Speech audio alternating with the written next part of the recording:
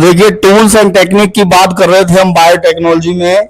तो सबसे पहला जो टूल और टेक्निक के अंतर्गत सबसे पहला आता है, that is restriction endonuclease enzyme. Restriction, ये एक्चुअली न्यूक्लियेज एंजाइम है। हुआ क्या कि साइंटिस्ट था वर्नर आर्बर। वर्नर आर्बर नाम का एक साइंटिस्ट था। वो बैक्टीरियोफेज, ये ऐसे वायरस हैं जो बैक्टीरियाओं को किल करते हैं, बैक्टीरियाओं का फेगोसाइटोसिस करते हैं। हम जानते हैं ये बैक्टीरियाओं पर अटैक करते हैं। बैक्टीरिया के ऊपर ये एक बैक्टीरियोफेज आकर जुड़ गया और इसके ऊपर ये अपना डीएनए इसके अंदर क्या करता है, इंसर्ट करता है। वर्नर आर्बर ने क्या देखा, जब ये अपना डीएनए इसके अंदर इंसर्ट कर रहा है तो इसके डीएनए के किसी ने, कोई ऐसे एंजाइम ने छोटे छोटे टुकड़े कर दिए। ये छोटे छोटे टुकड़े क्या है, इसके कर दिए गए। तो वो एंजाइम, तो इन्होंने इसको डिस्कवर किया वर्नर आर्बर ने 1972 में।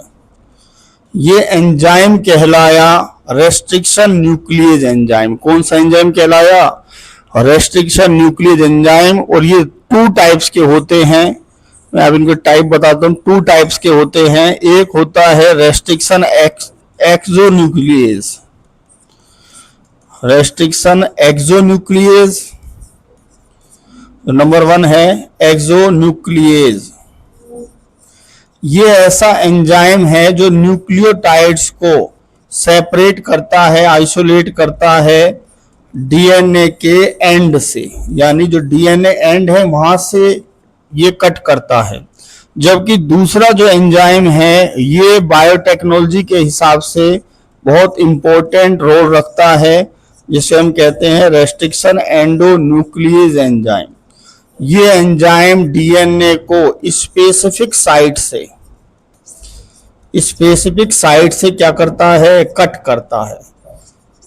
करता है और डीएनए को छोटे छोटे फ्रेगमेंट्स में क्या कर देता है, चेंज कर देता है। तो हम ये बात करते हैं कि ये जो इनकी स्पेसिफिक साइट है रेस्ट्रिक्शन एंजाइम की, वो क्या है।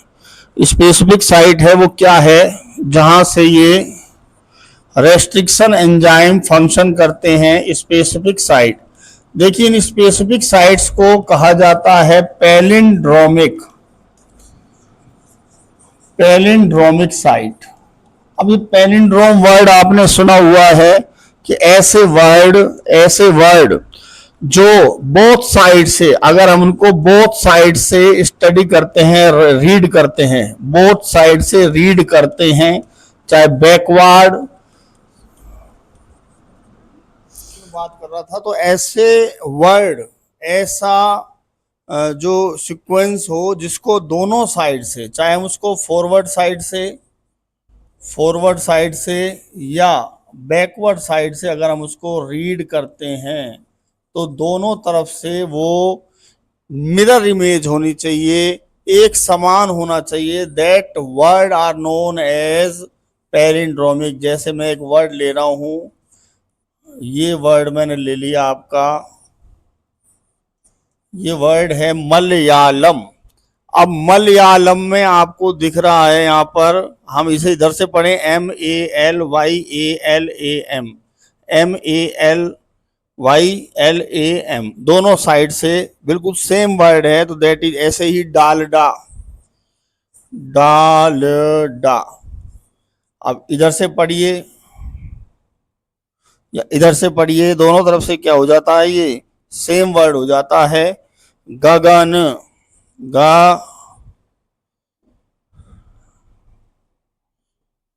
एक मिनट रुकिए, गगन वर्ड हो गया। तो ये दोनों साइड से बिल्कुल सेम इनका मीनिंग निकलता है। तो these word are known as palindromic word. अगर हम डीएनए की बात करें, किसकी बात करें, डीएनए की बात करें, तो डीएनए में जैसे मैं एक सीक्वेंस ले रहा हूं GAATTC, ये एक सीक्वेंस है, एक ट्रेंड का सीक्वेंस है। सी के सामने कौन आएगा, जी। साइटोसिन के सामने ग्वानिन आता है, टी के सामने ए, इधर टी और इधर क्या है, सी। अब देखिए यहाँ से GAATTC और इधर से GAATTC दोनों साइड से, ये एक स्ट्रैंड इधर की तरफ, एक ट्रेंड, ये बिल्कुल मिरर इमेज है। अगर ऐसा सीक्वेंस डीएनए में कहीं भी पाया जाता है तो रेस्ट्रिक्शन एंजाइम उसे हमेशा वहीं से काटता है। जैसे मैं एक एग्जांपल आपको रेस्ट्रिक्शन एंजाइम का दे रहा हूं यहां पर, जैसे हमारा है इको आर फर्स्ट, ये एक रेस्ट्रिक्शन एंजाइम है जिसका पैलिंड्रोमिक साइट ये मैंने आपके सामने बनाया, ये इसको यहां से क्या करता है, कट कर देता है, इस जगह से कट कर देता है। ये इसके लिए क्या है, एक पैलिंड्रोमिक साइट है। अब हम बात करते हैं रेस्ट्रिक्शन एंजाइम के नोमेनक्लेचर की। किसकी बात करते हैं, रेस्ट्रिक्शन एंजाइम के नोमेनक्लेचर की, यानी हम इसका नामकरण कैसे करेंगे। Nomenclature of restriction enzyme, restriction enzyme का नाम कैसे देंगे, रेस्ट्रिक्शन एंजाइम का नाम कैसे देंगे। तो देखिए सबसे पहली बात तो है क्या, एक्चुअली जिस बैक्टीरिया से, जैसे मान लीजिए एक ई कोलाई बैक्टीरिया के अंदर हमको ये एंजाइम मिलता है, इरिस्सिया कोलाई बैक्टीरिया के, और आर फर्स्ट जो स्ट्रेन है, देखिए यहाँ ये क्या है, इसका जीनस है, ये इसकी स्पीसीज है, और ये इसका स्ट्रेन है। ये तीन चीज़ें हमें नोमेनक्लेचर में चाहिए। हमें फर्स्ट जो लेटर है, फर्स्ट लेटर है वो कैपिटल लेटर में, कैपिटल लेटर जो पहला है वो कैपिटल लेटर ऑफ जीनस। जैसे मैं इसी ई कोलाई में पाए जाने वाले रेस्ट्रिक्शन एंजाइम का नाम ले रहा हूँ, तो यहाँ पर सबसे पहले यहाँ पर जो लेटर है इसका हम कैपिटल लेटर ले लेंगे ई, फिर two small letter of species, दो स्मॉल लेटर लेंगे हम किसके, स्पीसीज के, ये मैंने ले लिए CO, ये दो वर्ड आपको दिख रहे हैं। और लास्ट में हमको लिख देना है स्ट्रेन। क्या लिख देना है भैया, स्ट्रेन। यहाँ पर हमारे पास स्ट्रेन है आर फर्स्ट, तो भैया ई कोलाई के आर फर्स्ट स्ट्रेन में पाया जाने वाला जो रेस्ट्रिक्शन एंजाइम है उसका नेम क्या हो जाएगा, इको आर फर्स्ट। क्या नाम हो जाएगा, इको आर फर्स्ट हो जाएगा। ऐसे ही हीमोफिलस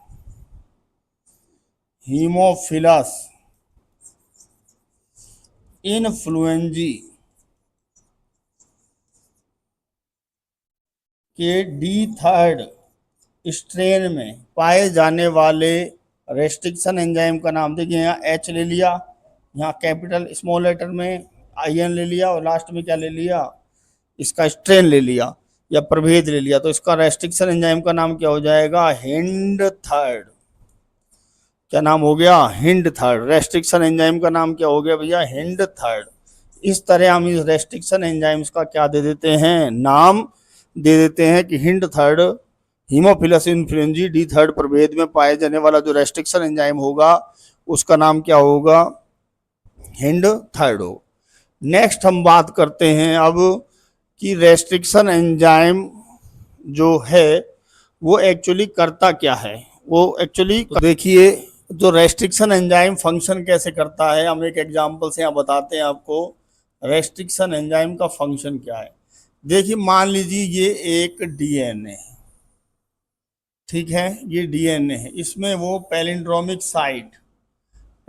साइट यहाँ पर प्रेजेंट है GAATTC, और इसके जस्ट अपोजिट में CTTAA और ये G।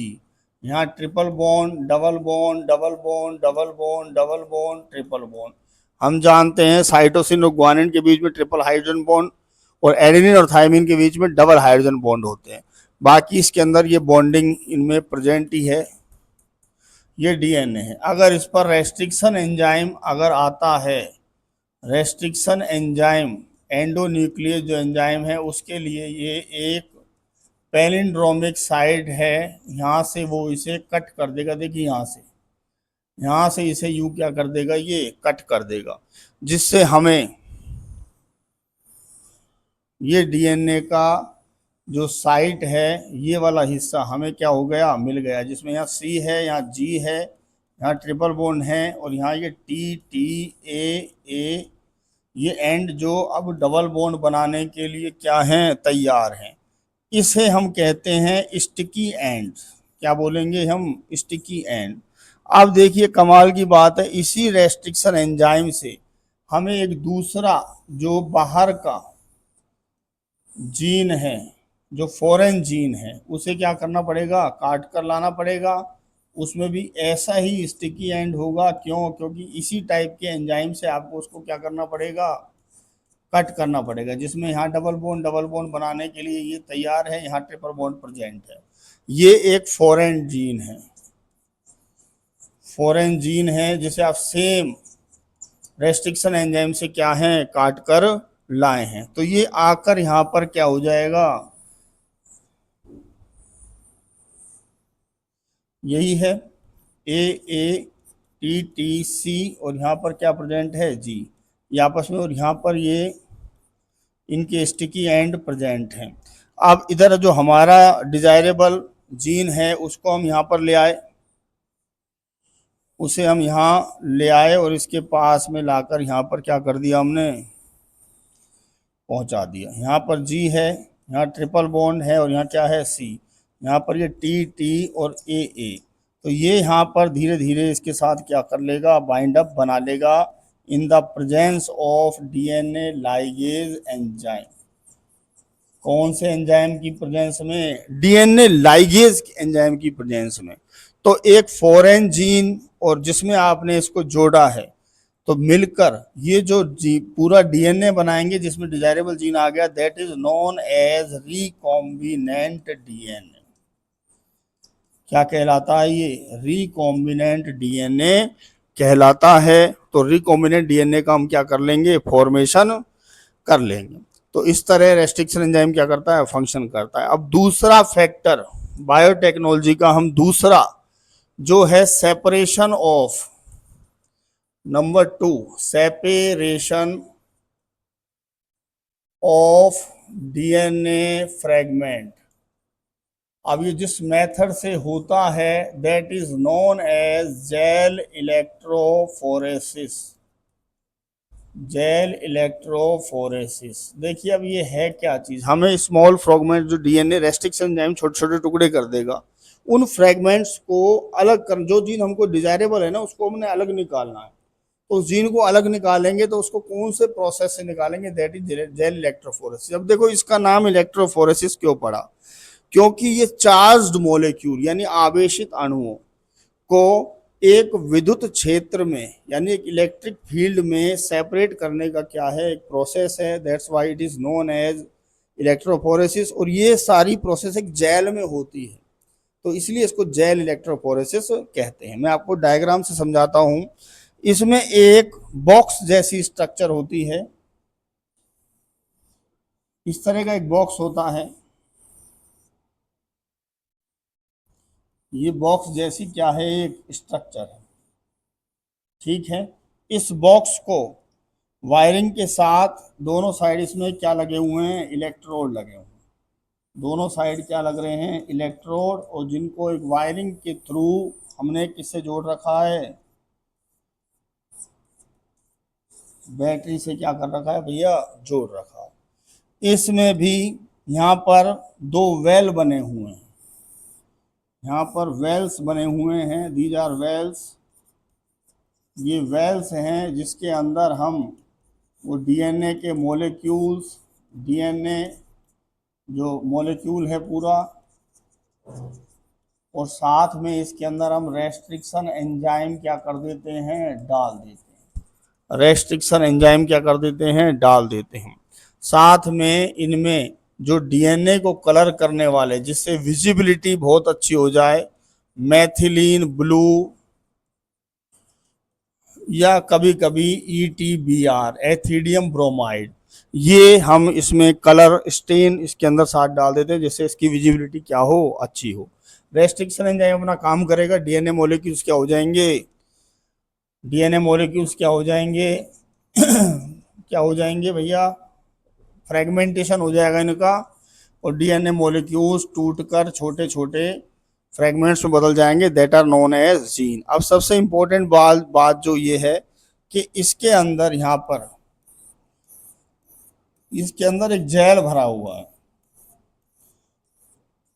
इस बॉक्स में एक जेल भरा हुआ है। ये जो जेल है ये मोस्टली अगर बड़े मॉलिक्यूल्स हैं तो हम इसमें लेते हैं एगारोज जेल। क्या लेते हैं भैया? Agarose gel. कौन सा जेल लेते हैं? एगारोज जेल, जो मिलता है हमको जो मेराइन एल्गी हैं, मेराइन एल्गी हैं, जैसे अपना हो गया जेलिडियम, जेलिडियम और ग्रेसिलेरिया, इनसे मिलने वाला ये एगार एगार नाम का जेल है जो इसके अंदर भरा जाता है। आजकल एक कृत्रिम आर्टिफिशियल जेल आ गया है जिसका नाम है एक्रिलेमाइड, ये पॉली एक्रिलेमाइड, वो जेल भी हम क्या करते हैं, छोटे अगर डीएनए पार्टिकल्स हैं। देखिए एक्चुअली है क्या कि इस जेल के बीच में छोटे छोटे से पोर्स होते हैं, इसलिए ये एज ए मोलेकुलर फिल्टर की तरह, यानी ये छन्नी की तरह काम करते हैं जिसमें से डीएनए पार्टिकल्स आराम से क्या हो सके, मूव हो सके। अब देखिए हम जानते हैं डीएनए जो होता है वो नेगेटिवली चार्ज होता है। जब जब इसमें हम करंट का फ्लो करेंगे, करंट इसमें हम क्या करेंगे, फ्लो कराएंगे, तो उस कंडीशन पर डीएनए के पार्टिकल्स हो गए, जो छोटे पार्टिकल्स हैं वो तो जल्दी जल्दी आगे की तरफ, उससे बड़े उससे थोड़ा पीछे, उससे बड़े थोड़ा और पीछे, उससे बड़े, जो जितना बड़ा पार्टिकल होगा उतना स्लो जाएगा, जितने छोटे डीएनए फ्रेगमेंट होगा तेजी से जाएगा।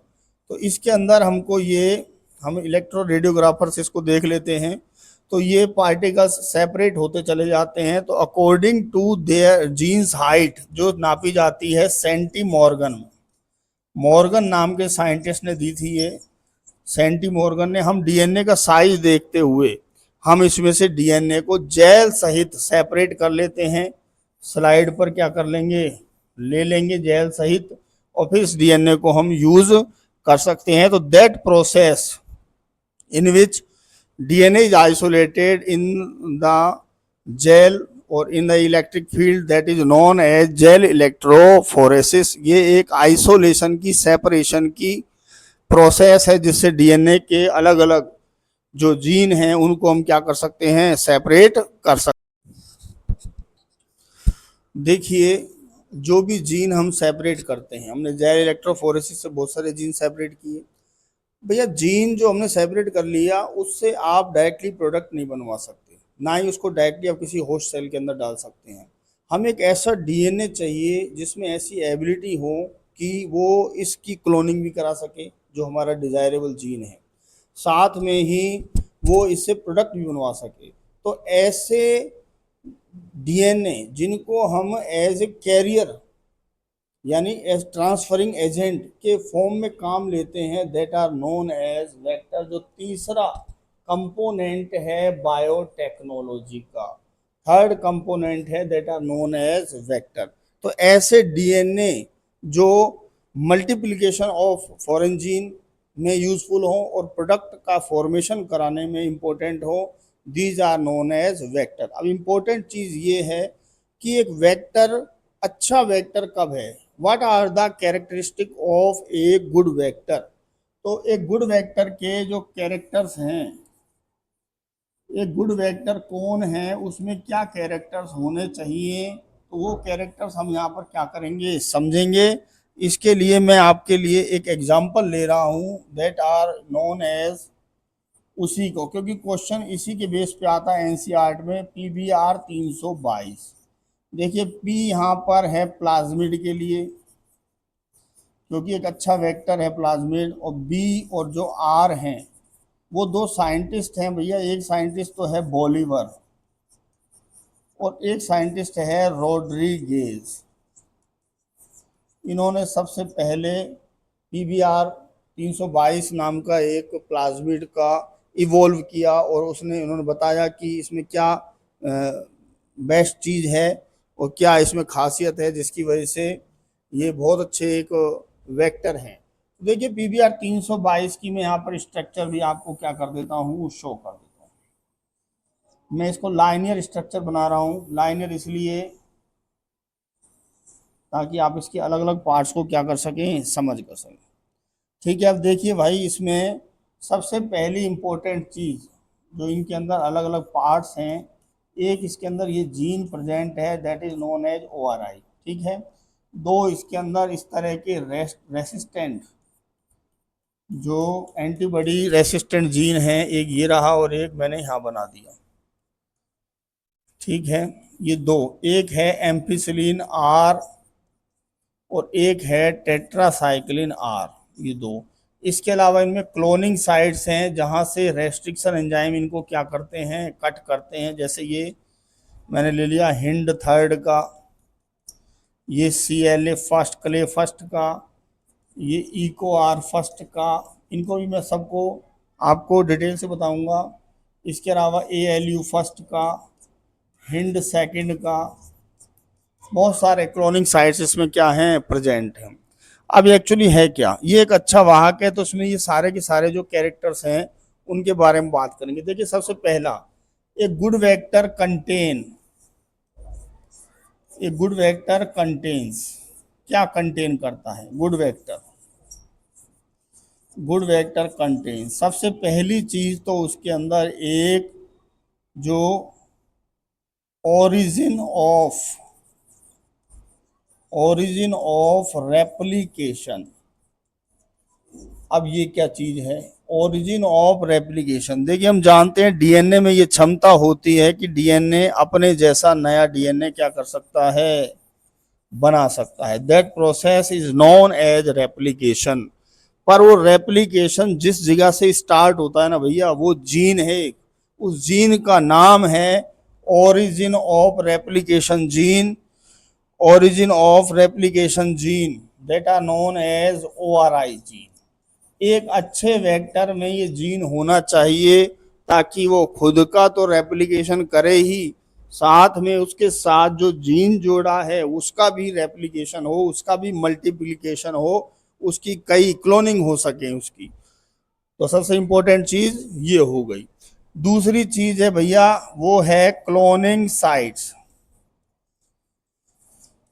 क्लोनिंग साइट जिनको हम कोस साइट्स बोलते हैं, ये वो साइट है भैया जहां पर रेस्ट्रिक्शन एंजाइम्स रिएक्ट कर सकें, रेस्ट्रिक्शन एंजाइम फंक्शन कर सके, रेस्ट्रिक्शन एंजाइम क्या कर सकें, फंक्शन कर सकें और उस जगह से कट कर सकें और वहां पर नए एंजाइम्स जोड़ सके। जैसा पीबीआर में आप देख रहे हो, हिंड सेकंड है, हिंड थर्ड है, इको आर फर्स्ट है, ये सारी साइट्स हैं।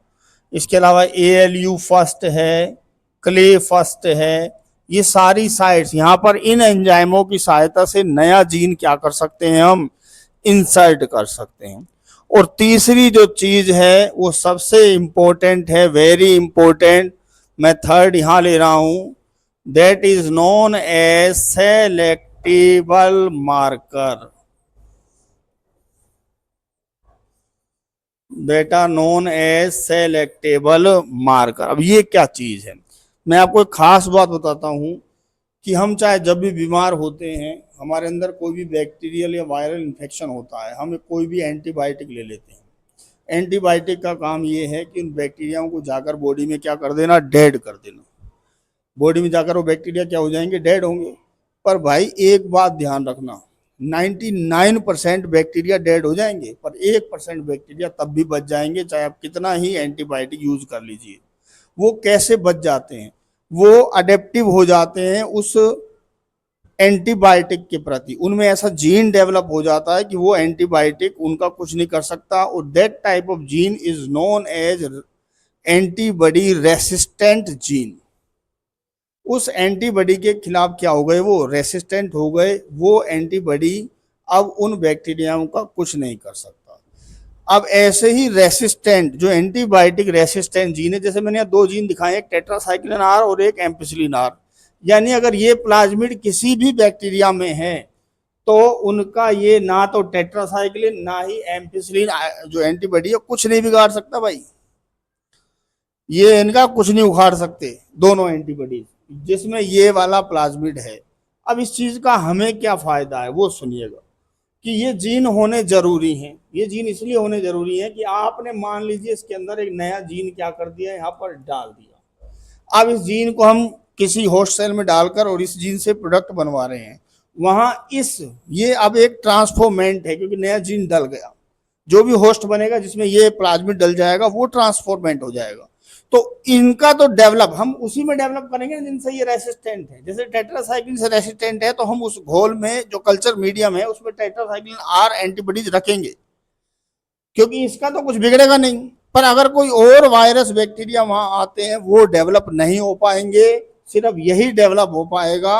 तो ये मतलब नॉन ट्रांसफॉर्मेंट्स को तो डेड कर देता है, जबकि जो ट्रांसफॉर्मेंट्स हैं जिनमें हमने उनको रूपांतरित किया है, रूपांतरज हैं जिनमें हमने नया जीन डाला है, वो तो डेवलप होंगे। पर जो नॉन ट्रांसफॉर्मेंट है, अरूपांतरज है, उनकी ग्रोथ वहां पर नहीं होगी। वो एंटीबॉडीज की वजह से क्या हो जाएंगे, डेड हो जाएंगे। These are known as selectable marker. तो ये है क्या, ये है antibody resistant gene, resistant gene. और जब हम ग्रो करेंगे जब बताएंगे इनके बारे में। जैसे यहाँ PBR 322 में एम्पिसिलिन आर है और एक टेट्रासाइक्लिन आर है। तो ये तीन विशेषता होती हैं वेक्टर की। अब देखिए वेक्टर कितने टाइप के, अब वेक्टर कितने टाइप के अब यहां से देख सकते हैं, खूब आप स्क्रीनशॉट ले सकते हैं। ठीक है, तो यहां से आगे बात करते हैं हम types of vector. Type of vector, vector कितने टाइप के होते हैं। सबसे इंपॉर्टेंट और सबसे ज्यादा यूज जो होता है that are known as plasmid. Number 2 है कॉस्मिड। नंबर 3 है फॉस्मिड। नंबर 5 जो है, सॉरी 4 है that is known as bacteriophage, bacteriophage. और नंबर जो 5 है ये आर्टिफिशियल, आर्टिफिशियल क्रोमोसोम है। क्या चीज है, क्रोमोसोम। ठीक है भैया, ये मोस्ट ऑफ वेक्टर्स हैं जिनको हम आज के ज़माने में बायोटेक्नोलॉजी में यूज़ कर रहे हैं, जिनमें सबसे पहले हम स्टडी करेंगे किसकी, प्लाज्मिड की। किनकी स्टडी करेंगे, प्लाज्मिड। प्लाज्मिड क्या है भैया, एक बात सुनिए, देखो नाम से ही पता लग रहा है प्लाज्मा, ये किसी भी बैक्टीरिया का खुद का डीएनए, ठीक है, जिसको न्यूक्लियर डीएनए कहते हैं। इसके अलावा अगर प्लाज्मा में कोई सर्कुलर डीएनए प्रेजेंट हैं, सर्कुलर डीएनए प्रेजेंट हैं, these are known as plasmid, these are known as plasmid. और ये प्लाज्मिडों को आजकल बायोटेक में बहुत यूज किया जा रहा है, बायोटेक्नोलॉजी में यूज किया जा रहा है एज ए वेक्टर। जिसे मैंने अभी आपको एक एग्जांपल बताया था, PBR 322 हाईएस्ट यूज है इसका। इसके अलावा एक PUC 19, ये दोनों ही बहुत ज़्यादा मात्रा में बायोटेक्नोलॉजी में एज ए वेक्टर क्या किए जा रहे हैं, प्रयोग में लिए जा रहे हैं, जिसकी PBR 322 के सारे कैरेक्टरिस्टिक मैंने आपको क्या कर दिए हैं, बता दिए हैं। These are known as plasmid.